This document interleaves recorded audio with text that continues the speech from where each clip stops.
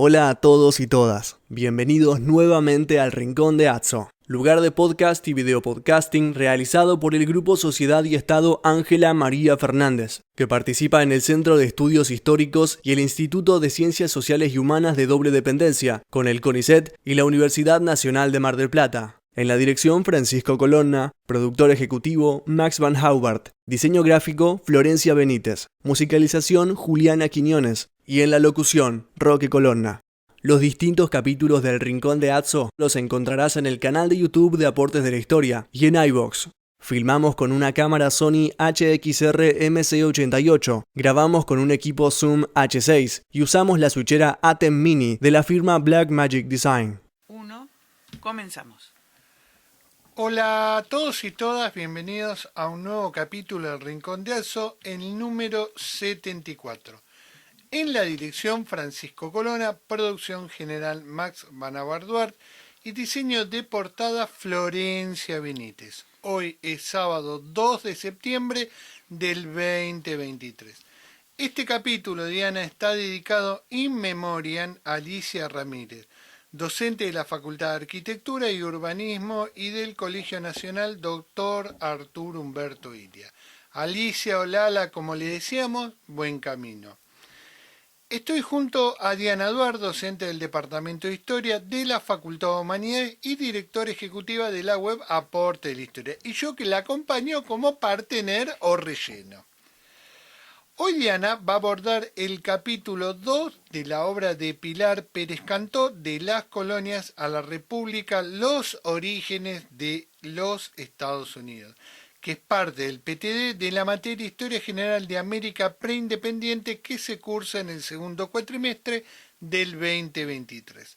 Hacemos la aclaración recurrente que este capítulo está pensado para un público determinado, los alumnos que están cursando la materia Historia de América General Preindependiente y asimismo para graduados de nuestra disciplina y de otras afines. Y estimamos que se suman otras audiencias que consuman SVOD o FVOD en la ventana de aportes de la historia que se emite en la plataforma de YouTube. Lo que Diana va a plantear será desarrollado en su clase teórico-práctico del 6 de septiembre y este video podcasting es un complemento. Entonces, es una clase que se ubica en torno a procesos de enseñanza-aprendizaje universitaria y establece lazos de comunicación durante este proceso con escenarios híbridos o combinados tal cual lo plantea la CONEAU. Si me permitís, Diana, algunas consideraciones de reflexión. Adelante. Está claro que la producción historiográfica sobre este periodo es inconmensurable. En inglés, si uno tomara una década al azar, se encontraría que sería imposible leer toda la producción académica publicada en textos realizadas por los propios norteamericanos. Ahora, si uno recuperara la producción en español para el mundo académico hispanoamericano, son muy pocas las obras pensadas para estudiantes universitarios. Muchas de ellas se reeditan indefinidamente y obviamente no ofrecen un panorama ampliado sobre cuestiones últimas, aunque hablemos de un mismo contenido, Diana. Entonces hay un problema. Y es que toda la renovación que se va configurando en el mundo académico anglosajón no llega a nuestros estudiantes. Pongo un ejemplo, Diana, para que se dimensione esta cuestión. La permanente evolución sobre el objeto de estudio sobre las primeras naciones que habitaban y habitan la extensa franja de la costa este del norte del continente americano. Antropólogos, etnógrafos, historiadores nos sorprenden año a año con sus modelos teóricos e interpretaciones. Ahora bien, una ventaja es que el acervo documental sobre este periodo es extraordinario. Los historiadores académicos y colegas interesados en la historia pública vuelcan año tras año colecciones de nuevos documentos sobre el periodo colonial en inglés. Pocas colecciones traducidas al español, Diana. En Aporte de la Historia tratamos de poner nuestro granito de arena con respecto a las 3 experiencias precarias tal cual lo decía Carlos Mayo. Nueva Inglaterra, Nueva Francia, Nueva Holanda, sin olvidarnos de Nueva Suecia. Y cuento que no había una traducción al español sobre la conformación de la Compañía de Indias Occidentales en 1621 realizada por la Cámara de los 19, que está publicado en Aportes. Pero, Diana, somos muy optimistas. La inteligencia artificial y sus aplicaciones para traducciones nos van a permitir acceder a textos académicos en inglés y también se sumarán las colecciones de fuentes, sin necesidad de los manuales en español que sintetizan el desarrollo de la historia colonial de Nueva Inglaterra. Para finalizar, como sucede en el caso de la historia colonial hispanoamericana, la historiografía anglosajona está conectando cómo los sucesos que ocurren en la vieja Inglaterra impactan en la nueva Inglaterra. Es decir, se observan los conflictos y alianzas entre la vieja Inglaterra y el continente europeo, no solo políticos, sino también en términos económicos. Digamos, Wallerstein ha hecho un gran trabajo sobre esta cuestión, especialmente cuando analiza la conformación de los estados monárquicos, y bueno, ahora tenemos una versión, digamos, que está circulando con mucha fuerza, que es sobre la globalización temprana, que Ausbergen y Bonalian han puesto en consideración del mundo académico. Ahora, si uno analiza el conflicto entre puritanos y anglicanos en la vieja Inglaterra durante el reinado de Enrique VIII y Isabel, lo primero que observa es una fuerte inmigración a las Provincias Unidas de los Países Bajos. En este lugar, Diana, están haciendo la experiencia puritana de república religiosa. Es lo que hoy los historiadores políticos denominan el radicalismo republicano de los Países Bajos, donde hay una completa reformulación de lo moral, del comercio, la religión y la retórica, que tiene sus padres fundadores, Diana, Johann y Peter de la Cour. Y eso significaba el principio de la moral cívica como ciudadano, tolerancia religiosa y libertad de expresión que solo serán posibles fuera de las monarquías absolutas y que está preanunciando muchos de los discursos que vamos a observar a principios del siglo XVIII en Nueva Inglaterra. O sea, en las Provincias Unidas de los Países Bajos ya se ha instalado esta cuestión para el debate de los ciudadanos de, digamos, el Estado. Y esta cuestión, Diana, hay que observarla en el territorio de Nueva Holanda. ¿Por qué Nueva Holanda, Diana? Porque los siervos que migraban a Nueva Inglaterra cuando cumplían su servicio en la vieja Inglaterra, emigraban a los territorios administrados por la Compañía de Indias Occidentales. Y hay una figura, Diana, que es la de Adriaen van der Donck, que buscaba un gobierno republicano y desplazar el control de la Compañía de Indias Occidentales. Acá tenemos el texto de Adriaen van der Donck, que es una de las mejores compilaciones y observaciones sobre Nueva Holanda, especialmente de las primeras naciones. Me gustaría ampliar un poquito más. Él va a tener un enorme conflicto con los administradores de la Compañía de Indias, especialmente un personaje siniestro como Van Tienhoven y William Tief. Él los va a denunciar en Ámsterdam, en la Cámara de los 19, va a mostrar todas las tropelías que venían cometiendo con los colonizadores y con las primeras naciones.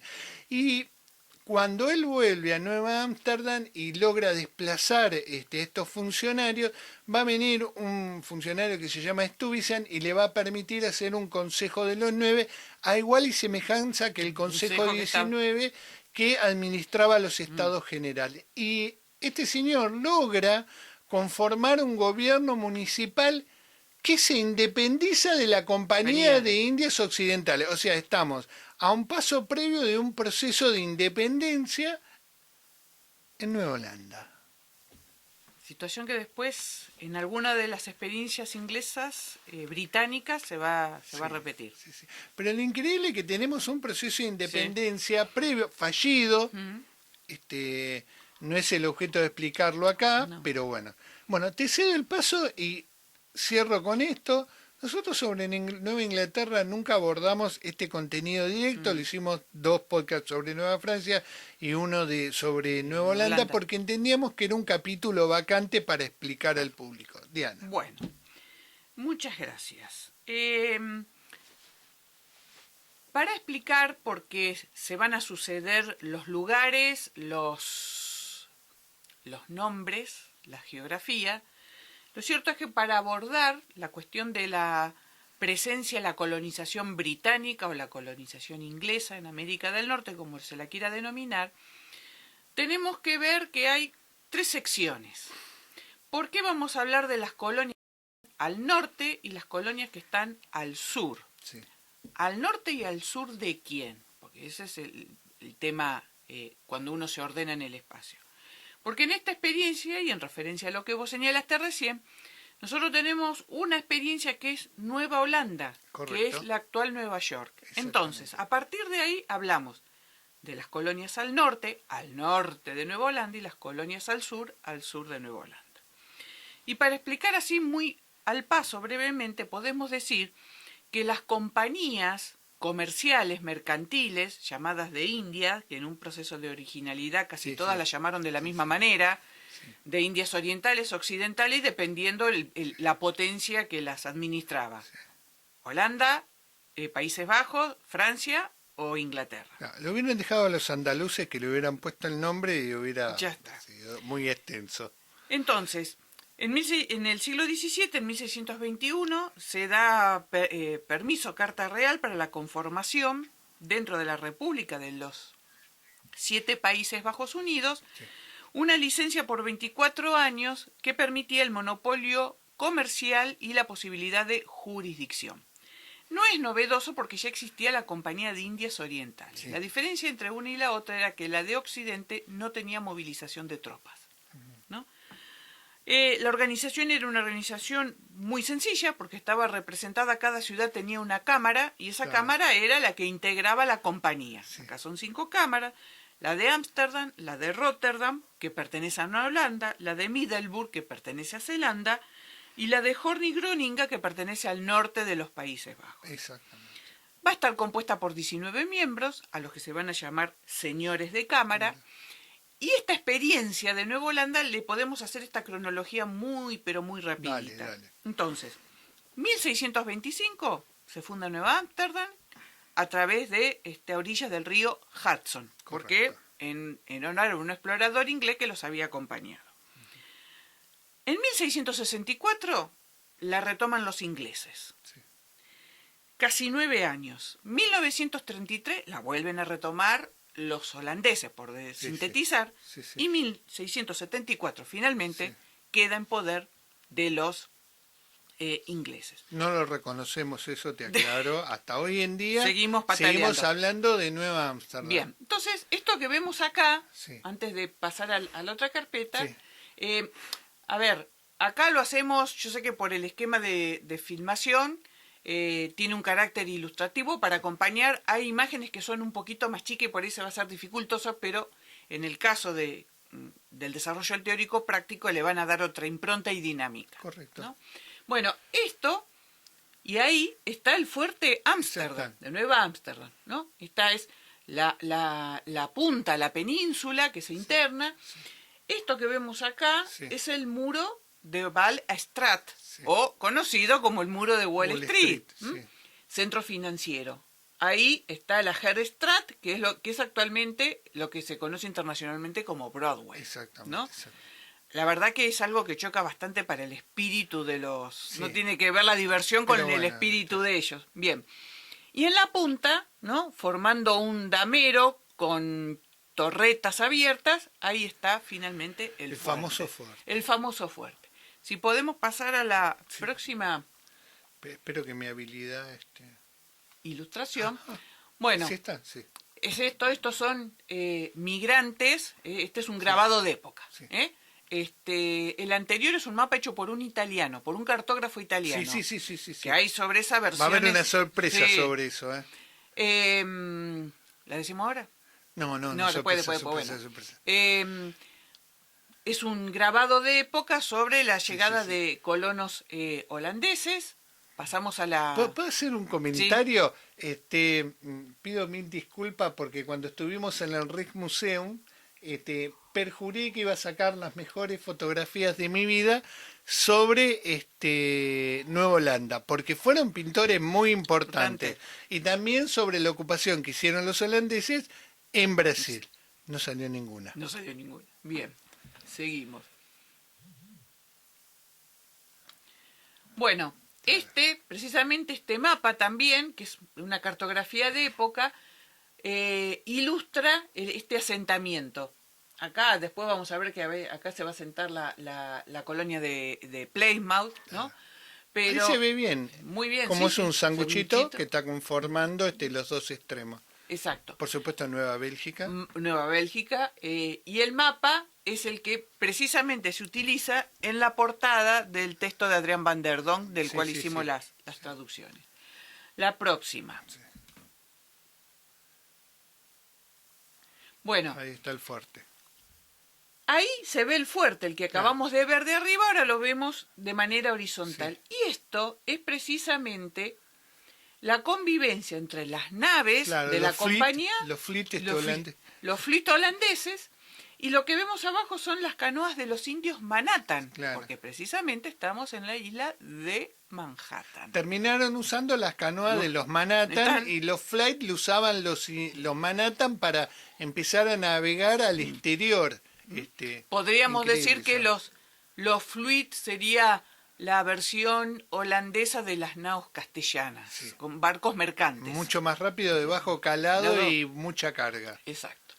La próxima, por favor, y creo que debe ser ya la última. Y esto estas pinturas hay que tener en cuenta una cuestión, no son coetáneas al momento, no son del siglo XVII, pertenecen a pintores que están más casi terminando el XVIII. Y uno en la construcción sabe que la necesidad de crear, ¿no es cierto?, una propaganda, teniendo en cuenta que en el 76 es la independencia de lo que vamos a denominar Estados Unidos, entonces hay toda una serie de pintores de época, entre fines del XVIII y principios del siglo XIX, que van a tratar de darle una épica, una razón, una historia común a todos ellos. Bueno, yo pido perdón por esa. Se ve la bandera.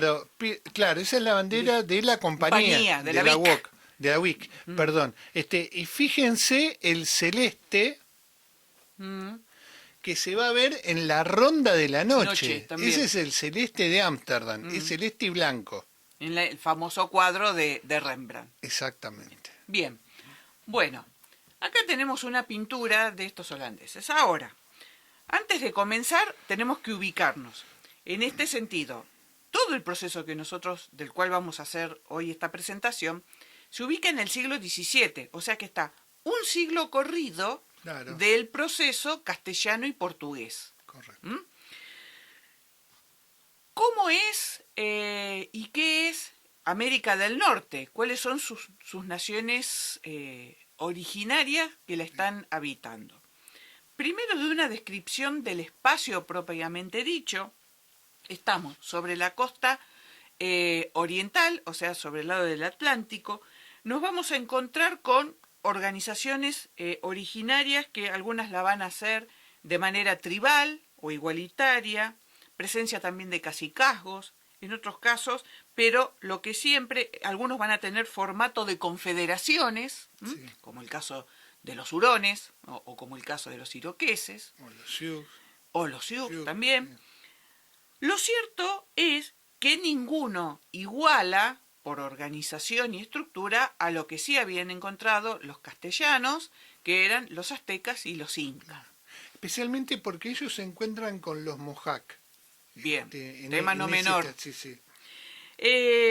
Por lo tanto, estas poblaciones tienen obviamente tienen una interacción y una adaptación totalmente a su medio ambiente, pero van a ser observados por los futuros colonos porque de alguna manera, y dicho muy sintéticamente, es el formato de salvación y de supervivencia, adoptar ciertas pautas alimenticias y de protección del medio ambiente a los cuales los europeos no están habituados. Claro, y fíjate vos que esta imagen tiene un error garrafal, y muchas de las que vamos a ver es que los europeos empiezan a adoptar la indumentaria de estas primeras naciones, pero acá los vemos vestidos a la europea. A la europea. Exactamente. Como si... No, el manto viento, negro, eso se ve sí, cuando Champlain se pone el manto de castor, para protegerse de la y helada. además queda igualado con chomina. Por lo tanto, estas culturas van a estar vinculadas a la caza, a la pesca, a la recolección de granos, tienen el desarrollo de la agricultura más al suroeste que hacia el noreste, y la pesca, por sobre todas las cosas, se empleaba en el sentido que proveía de recurso fresco, pero también de la salazón, porque pensemos que cuando llegaba el invierno había que tener la suficiente cantidad de alimentos para transcurrir esos inviernos que precisamente no eran benevolentes, sino que eran bastante crudos. Las mujeres, por supuesto, tenían a su cargo la siembra, cosecha, recolección. Los hombres rozaban los bosques, o sea, desmontaban para crear más superficie, se dedicaban a la caza y a la defensa militar del grupo. Sí. La tierra era un bien colectivo. Entonces, comenzando por esta parte, vamos a decir y vamos a comenzar por el sur. ¿Cuál es la secuencia? Nosotros vamos a tener un primer momento de colonización británica cuyo móvil es típicamente comercial, similar a lo que sucede con Nueva Holanda.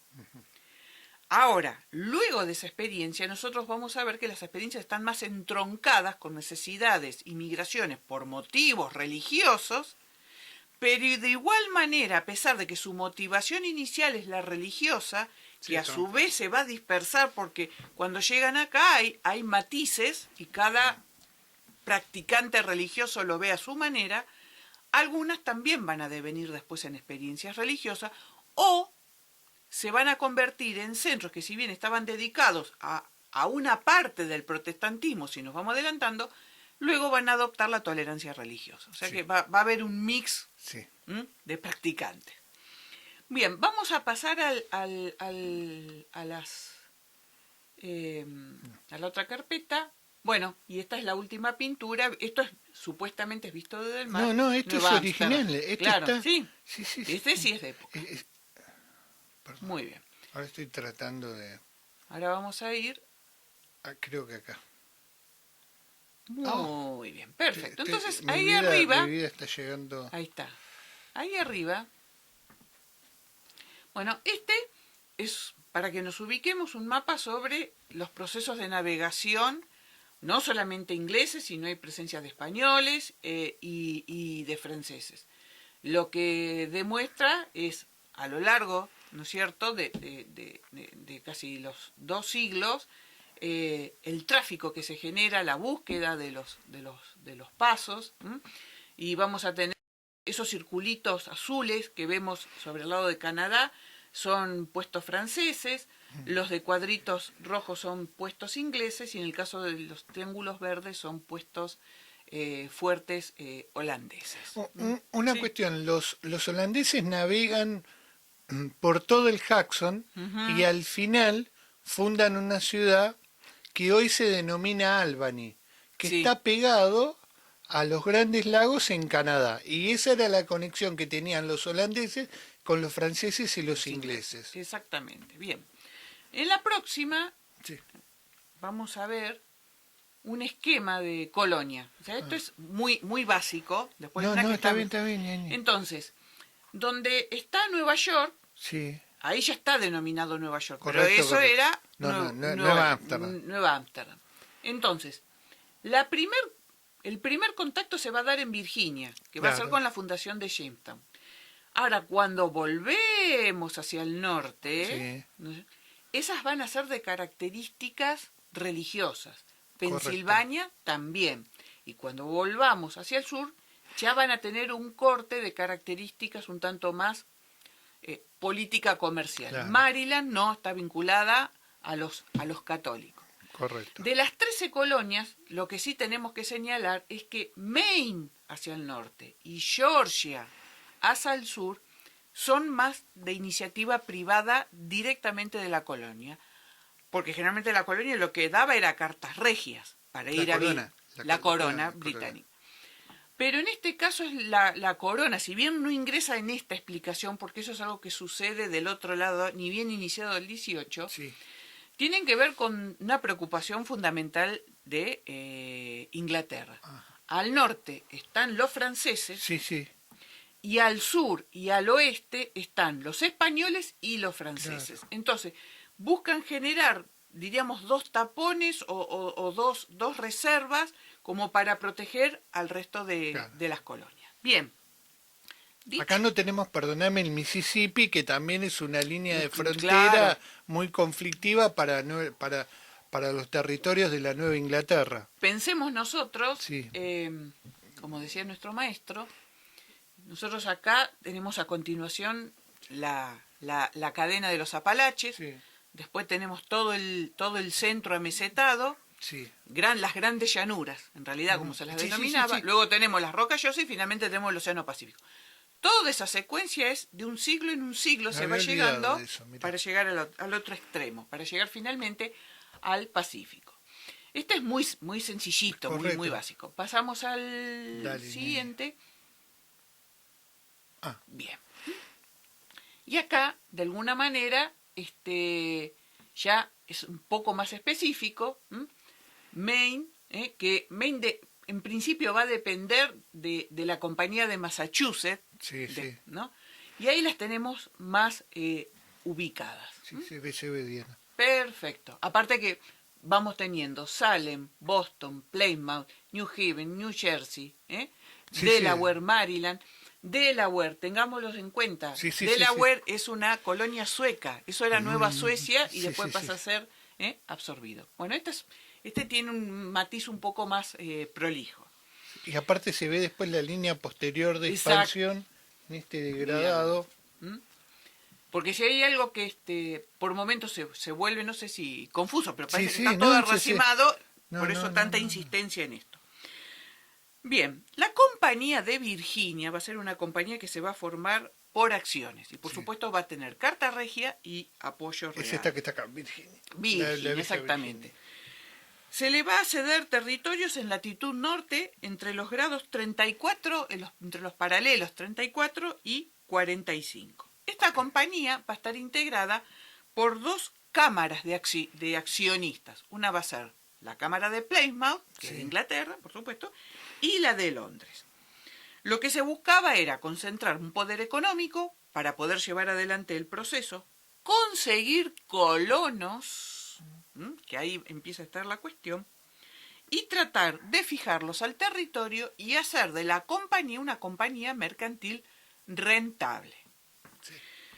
Bien, se va a establecer un Consejo General de Gobierno, el Consejo de Virginia, es algo típico de todos van a establecer un Consejo de Administración, de Gobierno, que por carta regia van a tener ciertas autonomías administrativas, de jurisdicción, después vamos a ver que siempre hay algún problema de jurisdicción. Sí, sí. Se va a solicitar, o sea, la orden va a estar en que se van a poder fundar poblados con una distancia de 150 kilómetros entre cada uno, para ir generando una línea. Claro, no tan compacto como los condados ingleses. Claro, acá 150 kilómetros, una cosa son 150 kilómetros en Inglaterra, otra cosa son 150 kilómetros en América del Norte o en América del Sur, es un suspiro para nosotros. En otro contexto espacial reducido es mucha distancia. Los colonos respondían al consejo de la compañía y a la vez iban al consejo de la compañía en Inglaterra y en territorio americano se generaban subconsejos. Y los colonos tenían derecho a elegir a sus representantes. Claro, porque es como un consejo municipal.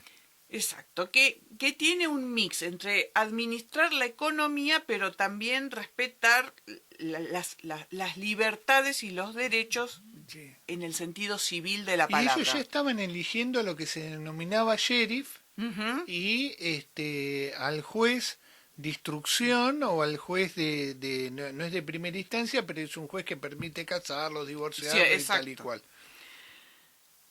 La compañía brindaba a los futuros colonos tierras, herramientas, semillas y el costo del viaje. Por supuesto, la compañía busca ganancias y los colonos retribuían toda la tierra, la herramienta, las semillas y el viaje con trabajo. Acá vamos a tener dos tipos de colonos. El planters, Sí. que su sola persona ya representa una acción. Una persona, una acción. Diríamos después en la democracia un hombre, un voto. Bien. Que habían tenido la capacidad de pagarse su propio viaje. Claro. Por lo tanto, era un colono libre. Sí. Luego vamos a tener los adventure, que tenían que trabajar durante 7 años para la compañía, para amortizar todas esas cosas que la compañía le había adelantado. Ambos tenían que trabajar en las tierras de la compañía y luego, por supuesto, se les entregaban las tierras que se les había prometido, que se medía en acres, más o menos para que tengamos una idea, un acre es un poquitito más que media hectárea, para Correcto. que tengamos una... El comercio iba a ser regulado por la compañía y las iniciativas, en el caso, y acá tenemos que dividir, las iniciativas de la Cámara de Plymouth fracasaron, pero la que sí va a ser exitosa va a ser la Cámara de Londres, dentro de la Compañía de Virginia. En 1607 van a llegar 144 emigrantes con Christopher Newport, van a llegar al Chesapeake, van a fundar Jamestown. La verdad que la descripción no es lo más entusiasta porque No. era un lugar pantanoso, Sí. insalubre. Al cabo de un año habían quedado solamente 50 colonos que querían volverse desesperadamente nuevamente a Inglaterra. Ahí podemos correr, vamos Sí. a tener ahí un gráfico de época. Bueno, sin tener la división nos plantea, vemos las colonias inglesas, la presencia francesa, lo que está en disputa entre Inglaterra y Francia, la presencia española, etcétera, etcétera. Correcto. Bien, acá está. Es el río James y ahí tenemos el fuerte o Jamestown. Bien, John Smith va a convencer a los que todavía están en ese lugar de que no hay que salir a buscar oro, sino que lo que hay que buscar, ubicar y colonizar son tierras fértiles. O sea, buscar, fortificar Jamestown, lograr la paz con los indios Claro, del ahí lugar. se ve la presencia amenazante, Ni el tamaño. pero además los que están rodeando el fuerte y apenas saliendo a los europeos. Los Powhatan. Sí. Entonces, fortificar, tener paz con los indios y producir alimentos para exportar a Inglaterra o fibras. Después vamos a ver que hay distintas. Logran consolidarse, la Cámara de Londres logra consolidar esta experiencia de Jamestown y van a recibir una nueva carta regia que va a ampliar el área de la compañía. O sea, en función del éxito, incorporábamos más tierras. La compañía, frente a esta ventaja que le otorga la corona, sale a hacer una publicación en masa para emitir nuevas acciones. O sea, si pensamos que una acción era un individuo. Estas cotizaban a razón de 12 libras con 10 chelines, para la época un monto inmenso, y eso le daba derecho al reparto de tierras. En 1609 se manda una nueva expedición con casi 500 individuos. El problema fue que naufragaron y eso... Bahamas? Van a naufragar en Bermudas, En Bermuda. en las Bermudas, No. pero da la casualidad que en ese proceso del naufragio se cruza y son salvados por Lord Delaware, Claro. que frente a la desesperación los organiza y los convence de no abandonar la tierra, de no retornar. Imaginemos el contexto, habían naufragado, estaban agotados, sin alimentos, se querían volver. Por lo tanto, se reorganiza el trabajo, se reorganizan los que se salvan del naufragio, estabilizan la relación con los indígenas y, por lo tanto, para 1611-1618, va a haber otros dos individuos que van a auxiliar a Lord Delaware, hacen de Virginia una colonia rentable. Claro. Me imagino. Imagínate. Bien.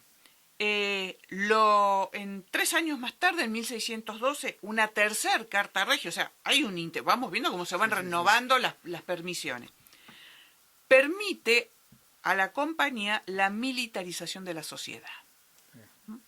De alguna manera, el problema también estaba en que se seguían necesitando más brazos porque no se llegaba a roturar toda la tierra. Pensemos que los europeos traen sus propias técnicas de roturación de acá abriríamos otro capítulo, que no es motivo de este podcast, No, está bien, pero es la forma en que se pone a producir la Exactamente. Estoy pensando en Virginia, en ese producto en particular. que allá vamos.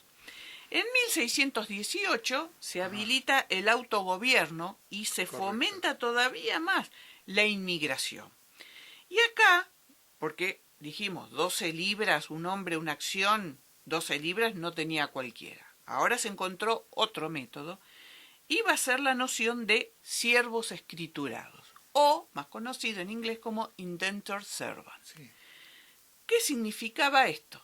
Que ese individuo que no tenía los recursos económicos, la compañía lo embarcaba, le pagaba el pasaje, le daba herramientas, le daba semillas, entonces escrituraba su libertad, su fuerza de trabajo a favor de la compañía, trabajaba unos 7 años, podía ser un poquito más, en tierras de la compañía. Con ese trabajo él amortizaba lo que la compañía le había entregado. Se suponía que esto iba a generar todo un sector de medianos propietarios, pero Virginia va a devenir con otra caracterización socioeconómica, si lo queremos ver de alguna manera. Sí. Se prometían a estos colonos, a estos indentured servants, extensiones de 50 acres, o sea, serían unas 25 o 27 hectáreas aproximadamente.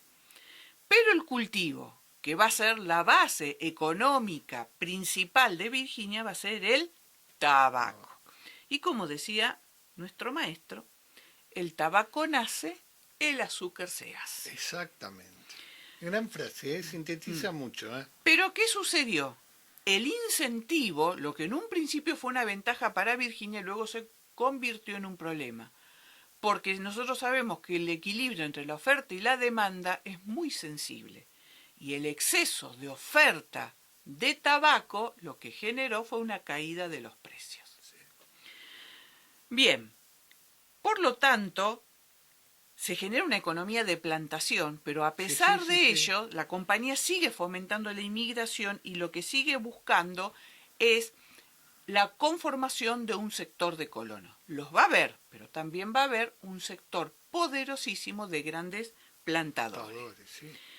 Por lo tanto, en 1624, y dada la envergadura que venía tomando la compañía de Virginia, la convirtieron en una colonia real. O sea, las cartas regias van renovando los permisos, pero en un punto se cortan las cartas regias y pasa a ser un territorio administrado por la corona. El tabaco, dice Cantó, salvó a Virginia, pero no a la compañía, porque la caída de los precios. Sí. El virginiano en general puede describirse, ese colono virginiano, como alguien aguerrido, ambicioso, en busca de la propiedad, de la prosperidad económica, lucha siempre por el acceso libre a la tierra Y acá entramos en un problema porque algunos de esos sectores no van a tener en cuenta los acuerdos con los indígenas y eso es un conflicto en puerta. Hay una cita de autor que tenemos traducida que es muy importante, donde refleja el estilo virginiano, ¿no? Que ya es toda una definición de lo que es el sur. Una caracterización muy señorial. Exactamente. Frente a lo más urbano popular que después se va a dar en el norte. Exactamente. Pero hacia 1600, más allá de la figura del Intendantenservant, aparece en escena, ¿no? Ya con un poquito antes también, la esclavitud africana con el famoso Slave Code. El tema esclavitud es un tema para la América en general, más allá de la experiencia europea. La única cuestión es que en el caso de los castellanos y los portugueses, ellos tienen una experiencia mediterránea de la esclavitud que viene desde la antigüedad, desde el periodo de la época de los romanos y de los griegos. Los países nórdicos no tienen, y si ahí ponemos a Inglaterra, no tienen esa tradición, institución de esclavitud, pero bueno, vamos a dejarlo ahí a un costadito. Bien, vamos a llegar a otro momento y ahora nos vamos a ir al norte, ¿no es cierto? Y ahí tenemos... Uy, perdón, pensé que era... Ahí tenemos a Plymouth. Sí. Exactamente. 1620. Que luego, por supuesto, va a ser parte de... la compañía va a estar integrado en lo que es Massachusetts.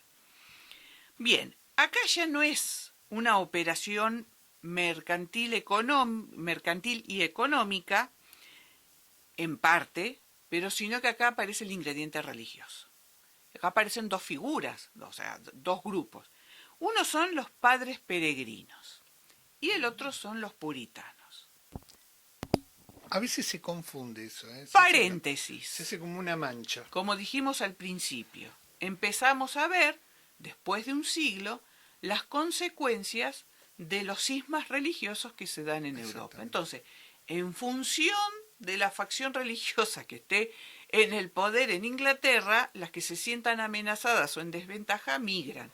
Y vos sabés que hay muchos estudios que ya dicen que las provincias unidas de los Países Bajos ya no pueden absorber más población de la vieja Inglaterra. Es una inmigración digamos, bastante constante, con un flujo muy interesante. Bueno, pero bueno, es que ahí un momento es que ahí estuvo el éxito de los Países Bajos. La prosperidad estuvo aunada a la libertad religiosa. Exactamente. Se hacen negocios independientemente, cada uno puede creer en quien quiere y como quiera, pero acá estamos haciendo negocios. Sí. Lo moral no tiene que ver con los negocios. Es lo que te decía desde la Kurt. Entonces, ¿cuál es? Por supuesto, tanto los padres peregrinos como los puritanos están buscando en un ideal religioso que es llegar a la tierra prometida. Acá tenemos que recordar que están abrevando de la noción agustiniana, el pueblo elegido, la tierra prometida, que no es menor. Son ellos solamente. Ambos con el mismo fervor critican el anglicanismo, pues consideran que conservan todavía aspectos inmorales dentro del cristianismo. Sí, del papismo, dicen ellos. Del papismo.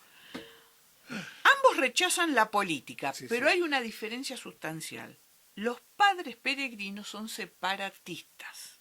Los puritanos se mantienen dentro, vamos a decirle, de la lógica política. ¿Qué sucede? Se les hace muy dificultoso vivir en la vieja Inglaterra, se cruzan a Holanda, donde hay libertad religiosa. En general, ¿quiénes son estos que están migrando? Son agricultores, artesanos, pequeños comerciantes. ¿Qué buscan? Buscan construir una nueva sociedad sin jerarquía y por sobre todas las cosas, estas comunidades en su horizontalidad eligen a sus propios pastores, a sus ministros. ¿Pero qué sucedió? Sí, Holanda los recibió con los brazos abiertos. Pero lo que pasa es que Holanda era demasiado liberal para el paladar de los puritanos. Muy tolerante. Muy tolerante. Demasiado... Es una población compuesta mayoritariamente por católicos, por judíos, o que se van o que se van a los Países Bajos o se van a Marruecos, increíblemente. Así que la idea era migrar a América sin abandonar lo que tenían de ingleses, pero sí construir esa comunidad religiosa. Por lo tanto, el diseño es un diseño político-religioso, Bueno, sí. porque sus centros de gobierno va a ser precisamente su parroquia, su iglesia. En 1617 se le otorga todavía a la Compañía de Virginia el derecho a cruzar el Atlántico. Van a cruzar en el siempre tan paradigmático Mayflower. Claro. Tenemos hay una ilustración sobre del vamos a ver del Mayflower, y le va a otorgar tierras al sur del paralelo 40. ¿Para qué? Para estar alejados de Jamestown, que ya estaba fundada. Lo cierto es que lo que se busca es practicar la fe en función del concepto que ellos tenían. Los peregrinos mantuvieron su cohesión, desembarcaron más al norte y crearon el Consejo de Inglaterra. Pero el viaje no fue fácil, van a llegar enfermos, mal alimentados, y van a fundar el puerto que tenemos ahí de Plymouth. El trabajo en general, colectivo de la tierra, no dio el resultado pensado. De alguna manera los salvó la posibilidad de empezar a consumir lo que consumían los indios. Claro. Pescado, maíz. Lo cierto es que en el primer año falleció más de la mitad de la población que había. ¿Quién puede sobrevivir entre Nueva Ámsterdam y el norte? De ahí que finalmente luego sí, la primer cosecha que puedan levantar es esa fecha icónica para los Estados Unidos, que es la celebración del Día de Acción de Gracia. Que era maíz, Exacto, maíz. Por lo tanto, la colonia, a pesar de este traspié, en donde se reduce a la mitad, va a lograr sobrevivir y va a seguir expandiéndose. Los colonos, ¿qué van a hacer? Le van a comprar a la compañía las acciones, que en ese momento se evaluaron en 1.800 libras. El paquete accionario completo. De la compañía, para independizarse de la compañía. Y, por ende, eso se iba a pagar en 9 cuotas de 200 libras anuales, lo que iba a generar una independencia de ese tutelaje que ellos se sentían bastante incómodos. ¿Por qué? Porque sabían muy bien, y lo vemos por la experiencia, que las compañías eran compañías hasta que la corona les quitaba la carta regia y pasaba a ser una colonia con injerencia estatal externa. Por lo tanto, ¿qué nos vamos a encontrar en este momento? Que el pacto que los va a unar ya no es el reglamento de una compañía. Tienen que buscar un documento que los agrupe y que los aúna. Y ese documento es nada más ni nada menos que el famoso pacto del Mayflower. Hay una... Voy a ir avanzando lento a medida que me preste atención el Mayflower. Exactamente. A ver, convengamos, el Mayflower acá está muy pituco. Está muy arregladito. El Mayflower llegó un poco más averiado de lo que demuestra. Pero también es una pintura que es muy de fines del 18, casi lindante con es esa necesidad de generar... Sí, la ropa, toda esa cuestión. Y generar un relato, una propaganda de ese sentido de pertenencia. Que estuviéramos en Leiden. Claro. Bien. En torno a Plymouth, que fue lo que vimos recién, se van a construir 11 poblados más. Entonces, luego vamos a encontrarnos con, hasta acá, los padres peregrinos. Tenemos un retrato sobre el pacto del Mayflower. Mientras tanto vamos conversando, no hay problema. Acá está. Acá está, mirá. O sea, esa carta y podemos ver por la forma en que están ataviados, hay de distintas condiciones, Sí. ¿no? Pero las mujeres siempre mandando. Ahí, Sí, son muy importantes ahí, las mujeres. Está escrudineando el Exactamente. momento. Ese sí que es una emigración de completa familia. Entonces ahora vamos a tener a los puritanos y la compañía de la bahía de Massachusetts. Los puritanos vienen a esta tierra con la idea de reformar en nombre de Dios, de sostener a su iglesia. No son separatistas y quieren reproducir Inglaterra en América, pero sin los vicios y los males que tenía la vieja Inglaterra. Exactamente, sin los católicos y sin los anglicanos. Bien. Y acá vamos a tener a la cabeza de este ideal a John Winthrop, un abogado religioso, líder, pero no solamente no religioso, sino que era un líder dentro de los propios hombres de negocios. De alguna manera buscaba construir con una nueva sociedad transformada y despojada de aquellos inconvenientes. La compañía, o sea, la compañía en el caso de la bahía de Massachusetts, dejaba tierras para poder para cultivar y que obtuvieran con fines de lucro. A su vez tuvieron lugar a organizar su propio órgano de gobierno.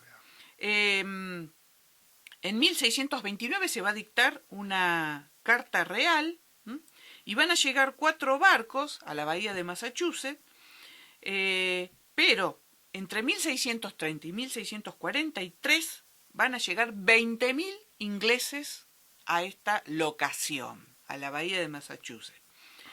En buena parte van a ser hombres de negocios. Una de las primeras colonias que van a establecer va a ser la colonia de Salem, con todo lo que eso significa luego desde la perspectiva religiosa. Exactamente. Y luego se fueron construyendo otros pueblos, Charleston, Boston. Se gobernaron como una ciudad inglesa, con una corte general que va a estar formada por 12 representantes elegidos por su base, pero que en realidad después van a terminar siendo 8. Ese town meeting, Sí, claro. ¿no? Mezcla de iglesia y mezcla de órgano civil. Y funcionaban en las propias Las iglesias. iglesias, exactamente. Solo votaban los hombres libres. O sea, el que estaba bajo algún formato de indentercerment, todavía no podía. Se llevó adelante una agricultura mixta en donde se cultivaba en forma paralela, trigo y maíz. Importaron y cultivaron el ganado, desarrollaron factorías pesqueras, aserraderos y astilleros. La compañía de Massachusetts, más allá de su ideal religioso, se terminó convirtiendo en una colonia industrial y comercial. Claro. Y la vieja idea del norte progresista, industrializado o de base artesanal, que sería tenemos como adelantarnos figura mucho. icónica. Sí, pero sí. esto, más allá que no es una relación directa, No, pero claro, si para lo ellos llevamos, sí. si después lo empujamos un siglo y medio, es una resolución que va a tener ese Estados Unidos. Ahí está cómo se va construyendo esa diferenciación tan centrada hasta hoy en día, digamos, de lo que es el sur y de lo que es el norte. De esa banda costera que si uno la ve en kilómetros es muy limitada. Sí. ¿Sabes que pensar que la guerra de independencia y la guerra de secesión... En 200 kilómetros se resolvió. Exactamente. Y uno se imagina que... estaba ahí, claro. Uno se imaginaba que Está bien que Texas estaba, la Luisiana también y otras cuestiones más. Pero bueno, vamos a ver, Decime, por favor, Nini. tenemos el Pacto del Mayflower. Bueno, este es el texto original del Pacto de Mayflower, pero lo que me llama sobre todo la atención dice, desde este punto y coma dice, los presentes hacemos pacto solemne y mutuamente en la presencia de Dios y nuestra y conjuntamente formamos un cuerpo político, civil, para nuestro orden, Claro. preservación y fomento de los fines antes dicho y por virtud de esto establecemos, aprobamos y constituimos y formulamos leyes justas y equitativa. Ese es el preámbulo de una constitución prácticamente. Pero además, Diana, hay que entender lo que está sucediendo en la vieja Inglaterra en este momento. Están en donde además, después de la guerra civil, las mujeres van a pedir directamente derechos. Hay una obra fantástica de Natalie Simone Davis sobre las Levelier. Sobre las Levelier, que tenemos un podcast para mostrar un derecho que es el de petición, ¿sí? Que está en todas las constituciones liberales burguesas. Bien. ¿Qué sucede? Estos diseños, es lo que dijimos al principio, estos diseños van a empezar a generar disidencias, porque dentro de esta facción se genera otra facción que no está de acuerdo porque le falta apego o es demasiado libre o es demasiado conservadora. El tema que siempre vamos a encontrar un motivo para que se genere una secesión más. En 1635, y en función de esa rigidez religiosa de los padres peregrinos, se forman otras colonias. En 1635 se va a fundar Providence. Va a ser una alternativa a la compañía de... Bueno, acá... Me voy adelantando. ¿Este es el mapa? No, perdóname. Este es Plymouth Colony. Bueno, esto alto. Volví atrás. Bien. Esto es un cuadro que retrata la salida desde Holanda de los colonos ingleses desde el puerto de Leiden. Claro. O sea, cruzaron, fueron recibidos por esa libertad religiosa, pero ellos quieren construir una nueva Inglaterra con otras características. O sea, Holanda era demasiado liberal y ellos buscaban algo más conservador. Bueno, esto bien vestidos están, pero son puritanos, fíjate vos, Sí. No tienen nada que ver con la moda de los Países Bajos, Perfecto. Entonces, en función de esta... Estoy buscando el mapa para que nos podamos... No. Bueno, estos son, no importa, esos que vimos recién... Perdón que voy... Bueno, ese es... Este mapa, cuadro. Bueno, precisamente son, ya vamos a llegar, los cuáqueros en Rhode Island, en un invierno duro. Vestidos como cuáqueros europeos y ni siquiera han adoptado la moda que ya tienen los que viven en la Nueva Inglaterra, ni siquiera se han fijado cómo se visten los Sioux o los Mohawk. Bien. Miren los zapatitos, hay que estar en ese invierno. En ese invierno con esos zapatos. Pero bueno. Por lo tanto, en Providence son aquellos expulsados de la experiencia de Massachusetts, buscan libertad religiosa, prosperidad económica. Y lo que sí ahí sí van a dividir es la esfera política de la religiosa. Correcto. Es un cambio fundamental, porque hasta acá era un modelo político religioso y acá lo que dividen es lo político de lo religioso. No estoy bien con el mapa. ¿No? Bien. En 1639, Anne Hutchinson se va a establecer en Rhode Island, va a fundar Portsmouth, y a partir de ahí lo que se va a ver es que la percepción de lo religioso va a ir por un lado y su formato de organización política va a ir por otro. En 1634 los católicos se van a asentar en Maryland. A partir de ahí van a llegar a través del auspicio de Lord Baltimore, principalmente Lord Baltimore hijo, que va a obtener una carta regia. La verdad de la cuestión acá es que Lord Baltimore padre era muy afín allegado con el rey Carlos II. Carlos I. Y le da al hijo una carta regia para poder establecerse. Iba a gobernar en nombre de la corona, pero por supuesto iba a tener beneficios propios. O sea, acá no hay una compañía, acá hay directamente una permiso de colonización. Si bien Maryland fue pensada para los católicos, estos finalmente no fueron tantos y llegaron protestantes. Maryland se constituyó, obviamente, en una colonia totalmente basada en la tolerancia religiosa. Sí. Su cultivo dominante va a ser el tabaco, ¿no? Y al principio, ¿cuál fue la situación? Hubo abundancia de tierras. El problema es que se acelera la llegada de colonos reclamando Es tierra. impresionante la cantidad de colonos que llegan comparativamente a lo que fue la experiencia portuguesa e hispanoamericana. Entonces, en ese Maryland, ¿qué es lo que va a suceder? Porque había un acuerdo con los indios, pero a medida que se va requiriendo, van corriendo la línea de esa frontera. Y acá comienza, por supuesto, se vuelve dificultoso el acceso a la tierra, pero también se entra en un conflicto con las poblaciones originarias. Finalmente, Maryland la colonia se va a constituir en un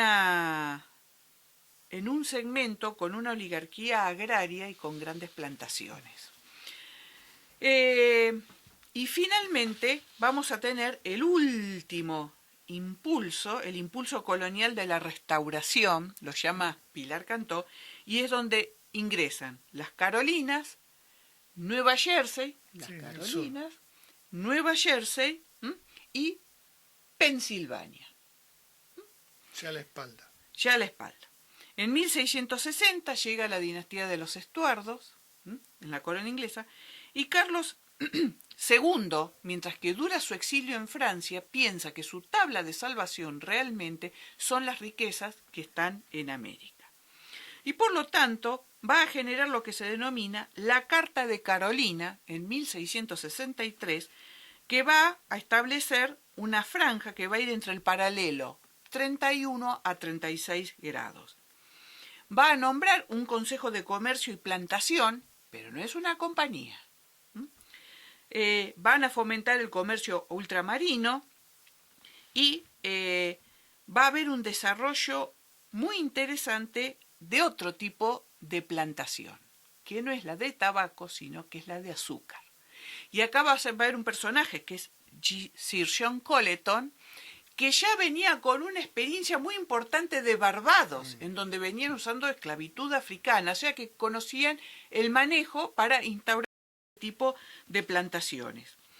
Se fomentó y se inicia un proceso de colonización donde los colonos provienen tanto de Barbados, del Caribe, como de la propia Inglaterra. Dejó de ser, en realidad, una colonia administrada por los propietarios y es luego reconvertida por una colonia real.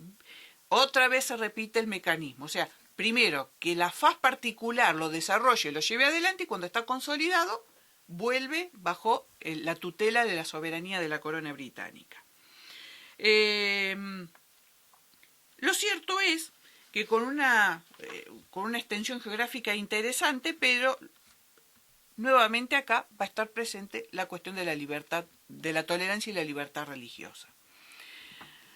No solamente va a haber azúcar, también se van a dedicar al cultivo de arroz y del índigo, siempre con mano de obra esclava. Y va a interceder en algo también el comercio de pieles para tratar de distender esos conflictos que se establecían con los pueblos originarios.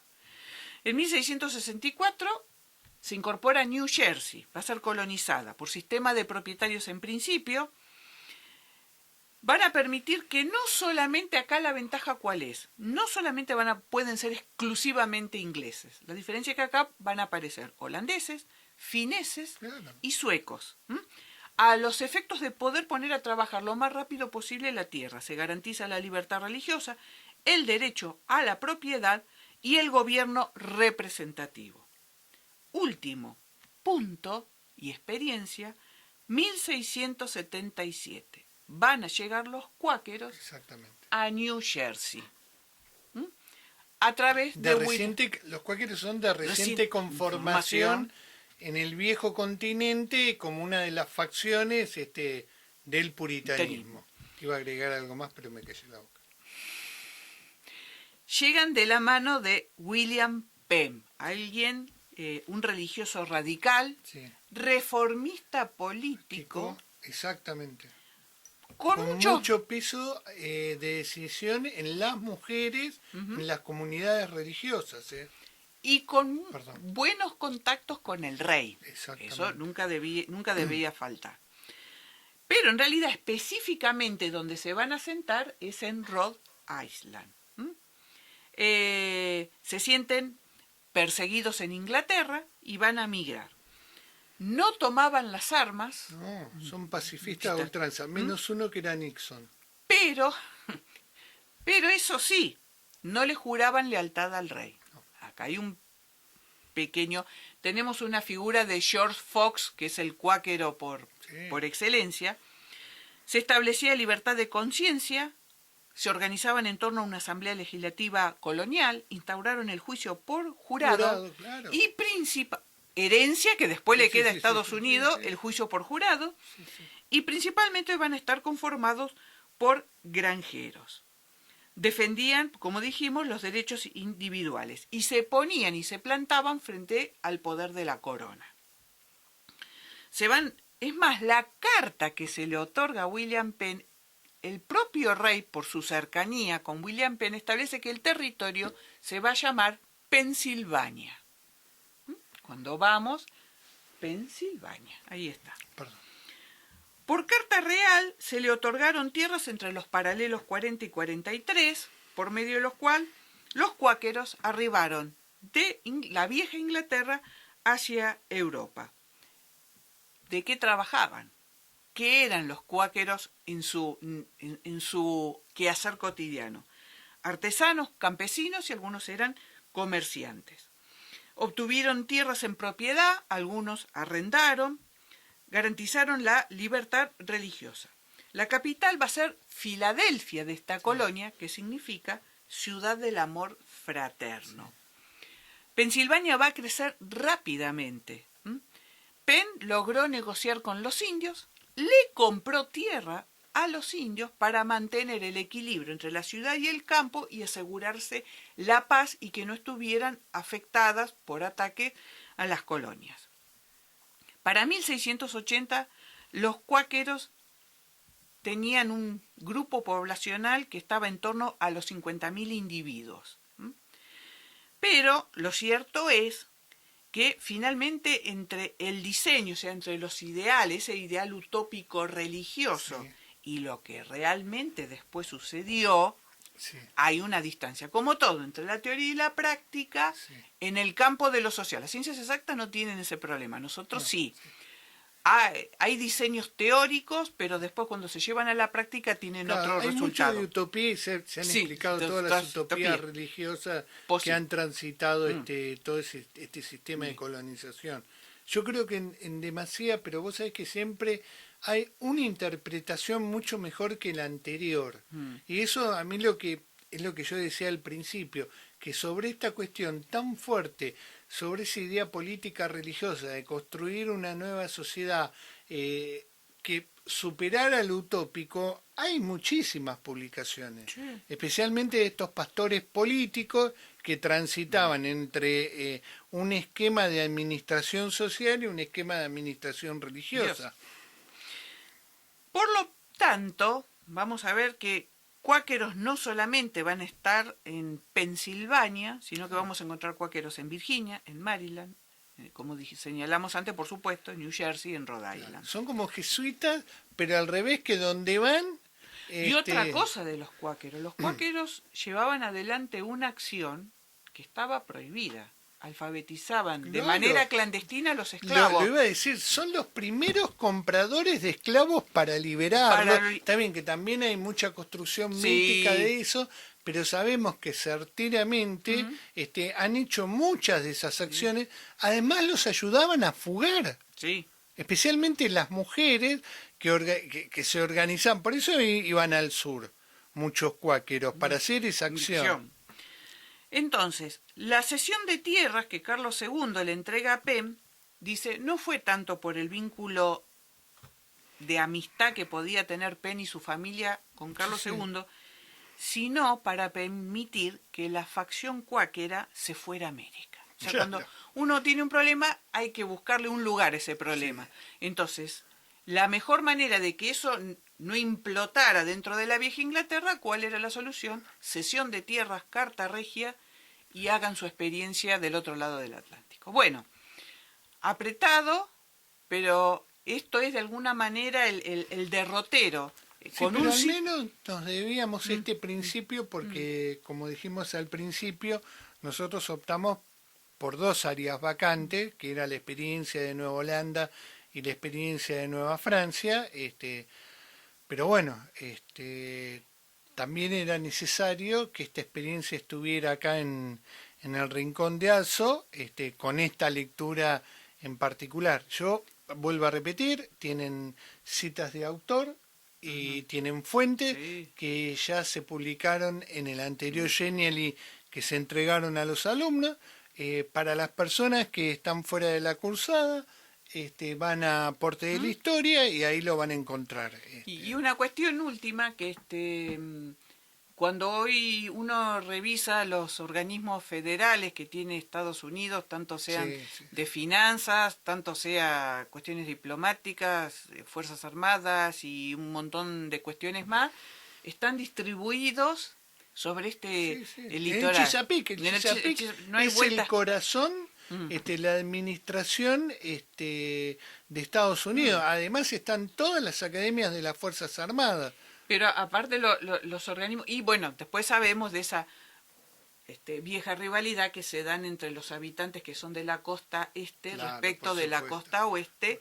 Y bueno, hay alguien que después dijo que la verdadera democracia nació en el oeste y no en el este, ¿no? Exacto. Bueno. Aquel señero modelo explicativo de Frederick Jackson Turner. Sí. Para finalizar, Sí. siempre discutimos nosotros que si una ficción puede explicar Claro, un no. proceso histórico, que es el viejo debate que tienen los que usan, digamos, film en el aula de los colegios medios.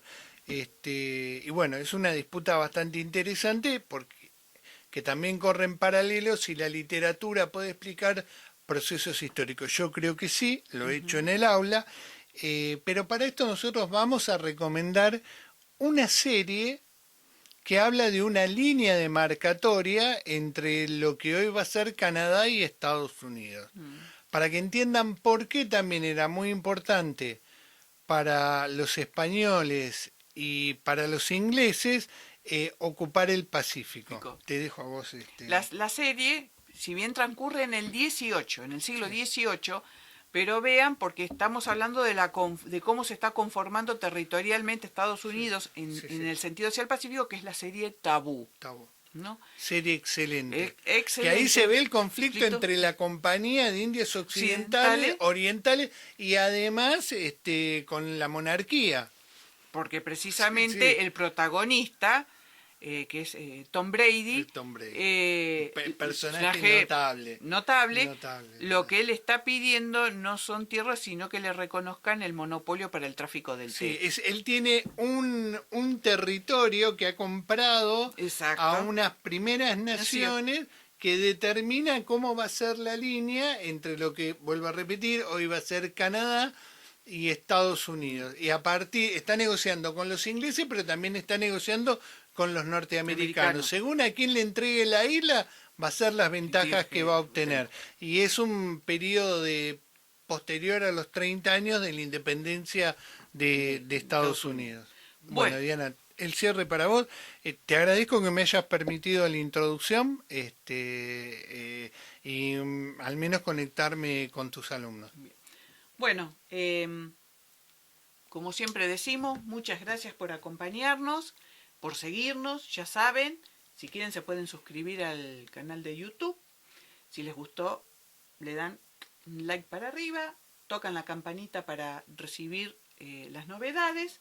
Y como siempre, gracias por acompañarnos y nos vemos en una próxima entrega del Rincón de Atzo. Carlos. Un beso, Diana. Hasta la próxima. Gracias.